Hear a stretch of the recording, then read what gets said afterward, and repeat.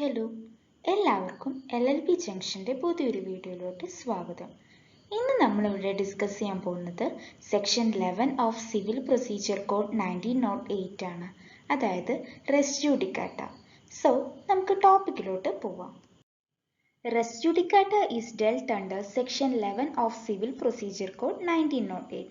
Section 11 of CPCയുടെ അണ്ടറിലാണ് res ജുഡിക്കാറ്റയെ പറ്റിയിട്ട് പറയുന്നത്. The term res judicata means a case or suit involving a particular issue between two or more parties already decided by a court.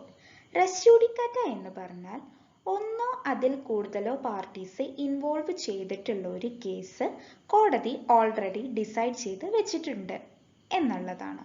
അതായത് ഒന്നോ അതിൽ കൂടുതലോ പാർട്ടീസ് ഇൻവോൾവ് ചെയ്തിട്ടുള്ള ഒരു പെർട്ടിക്കുലർ കേസ് ഓൾറെഡി കോടതി ഡിസൈഡ് ചെയ്തിട്ടുള്ളതാണ്. അതായത് കോടതി ആ ഒരു പെർട്ടിക്കുലർ കേസിന്റെ മുകളിൽ ഓൾറെഡി ജഡ്ജ്മെന്റ് കൊടുത്തിട്ടുണ്ട്. അതാണ് ഈ റെസ് ജുഡിക്കാറ്റ എന്ന ടേമിന്റെ അർത്ഥം. So this section says that once a matter is finally decided by a competent court, no party can permitted to reopen it in subsequent litigation.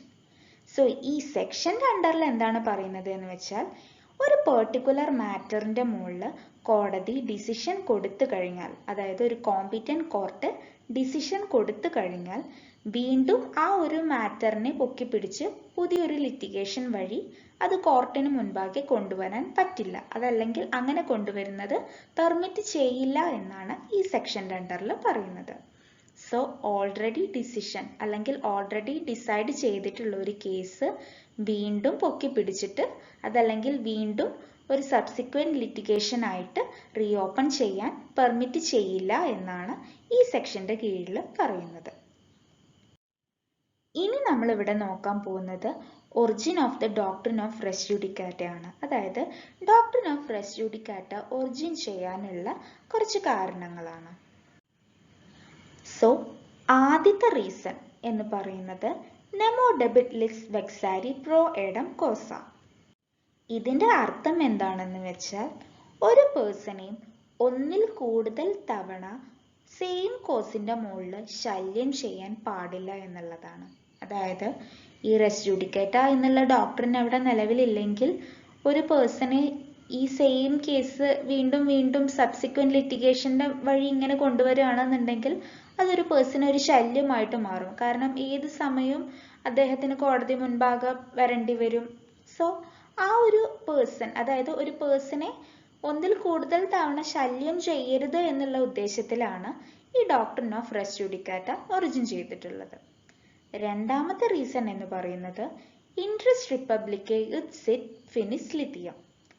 This means the interest of the state that there should be an end to a litigation. ഇവിടെ പറയുന്നത് എന്താണെന്ന് വെച്ചാൽ, ഇത് സ്റ്റേറ്റിന്റെ interest ആണ്. അതായത് എല്ലാ case പ്രൊസീഡിങ്സിനും ഒരു അവസാനം വേണം എന്നുള്ളത്. സോ ഈ റെസ് ജുഡിക്കാറ്റ ഇല്ലെങ്കിൽ ഇവിടെ സബ്സിക്വന്റ് ലിറ്റിഗേഷൻ വരും. സോ അതൊരു നെവർ എൻഡിങ് പ്രോസസ് ആയിട്ട് മാറിക്കൊണ്ടേയിരിക്കും. സോ എല്ലാ ലിറ്റിഗേഷനും ഒരു അവസാനം വേണം എന്നുള്ളത് സ്റ്റേറ്റിന്റെ ഇൻട്രസ്റ്റ് ആണ് എന്നാണ് ഇവിടെ പറയുന്നത്. മൂന്നാമതായിട്ട് റീ ജുഡിക്കാറ്റ പ്രോ വെരിറ്റെ ഒക്യുപിറ്റോ. ഇതിന്റെ അർത്ഥം എന്താണെന്ന് വെച്ചാൽ, judicial decision must be accepted as corrected. ഒരു കോടതിയുടെ ഡിസിഷൻ എപ്പോഴും കറക്റ്റായിട്ട് കണക്കാക്കിക്കൊണ്ട് എല്ലാവരും അത് ആക്സെപ്റ്റ് ചെയ്യാൻ തയ്യാറാവണം എന്നുള്ളതാണ്. സോ ഈ മൂന്ന് കാരണം കൊണ്ടാണ് doctrine of res judicata origin ചെയ്തിട്ടുള്ളത്. ഇനി നമ്മൾ ഇവിടെ നോക്കാൻ പോകുന്നത് കണ്ടീഷൻസ് ഓഫ് റെസ് ജുഡിക്കാറ്റ ആണ്.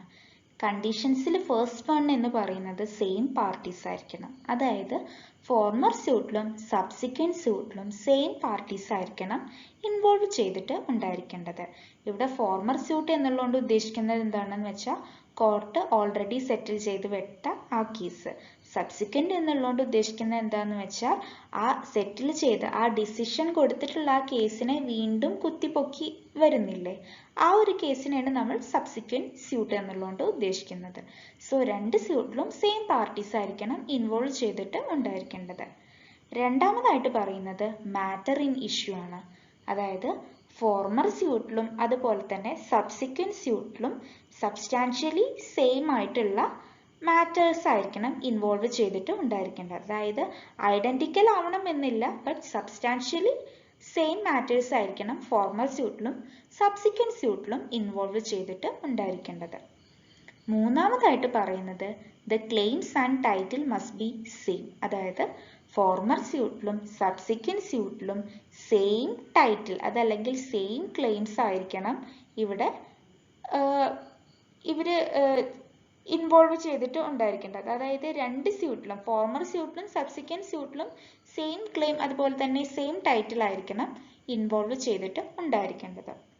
സോ ഈ മൂന്ന് കണ്ടീഷൻസ് സാറ്റിസ്ഫൈ ചെയ്യുകയാണെന്നുണ്ടെങ്കിൽ അവിടെ റെസ് ജുഡിക്കാറ്റ അപ്ലിക്കബിൾ ആവും.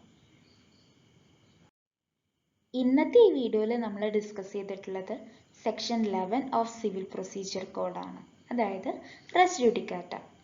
ഇന്നത്തെ ഈ വീഡിയോ നിങ്ങൾക്ക് എഫക്റ്റീവായി തോന്നിയെങ്കിൽ വീഡിയോ ലൈക്ക് ചെയ്യാനും ഷെയർ ചെയ്യാനും മറക്കരുത്. അതുപോലെ ചാനൽ ഇതുവരെ സബ്സ്ക്രൈബ് ചെയ്യാത്തവർ ചാനൽ സബ്സ്ക്രൈബ് ചെയ്യാനും മറക്കരുത്. ഏതെങ്കിലും ഒരു പെർട്ടിക്കുലർ ടോപ്പിക് നമ്മുടെ ഈ ചാനൽ വഴി ഡിസ്കസ് ചെയ്യണമെന്നുണ്ടെങ്കിൽ അതെന്നെ കമൻറ്റ് ബോക്സ് വഴി അറിയിക്കാവുന്നതാണ്. So thank you for watching the video.